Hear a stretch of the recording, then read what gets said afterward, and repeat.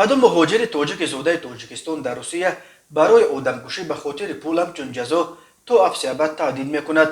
мурофиаи парвандаи мурзоло набиҷонови 21сола ва касир раимов ки ҳамагӣ 20 сол дорад дар додгоҳи новосибирск идома дорад. онҳо дар қатли бераҳмонаи ҳамватанашон салоҳиддинов айбдор мешаванд. бино ба фарзияи тафтишот, набиҷонов ки дар новосибирск кори муайяне надошт, аз салоҳиддинов 30,000 рубл муодили тақрибан $400 қарз гирифтааст.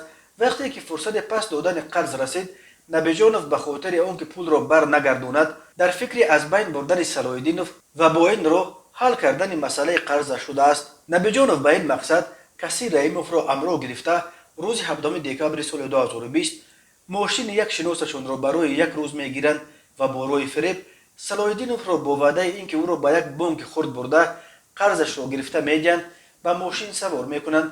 вале ба ҷои бонк онҳо салоҳиддиновро бо мақсади куштан ба берун аз шаҳр бурданд. ирина балаганская, прокурори шӯъбаи айбдоркунандаҳои давлатӣ дар прокуратураи вилояти новосибирск мегӯяд, онҳо бо мақсади амалӣ сохтани нақшаи худ салоҳиддиновро ба мавзеи алексеевка дар канори деҳаи верхтула бурда ба аъзои бадан ва гардани вай бо корт ва як ашёи дигаре ба сифати силоҳи истифодашаванда зарбаҳои зиёд заданд.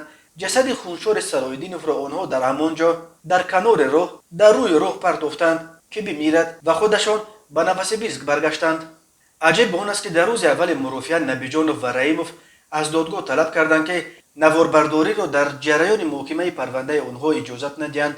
онҳо гуфтанд ки намехоҳанд то дар бораи аъмоли ҷиноии онҳо хешовандонашон дар ватан хабар ёбанд. боз ҳам аҷибтар қарори додрас буд ки ваҷҳои овардаи айбдоршавандаҳоро пазируфт ва аз наворбардори телевизиони новосибирск хост ки толори додгоҳро тарк кунад.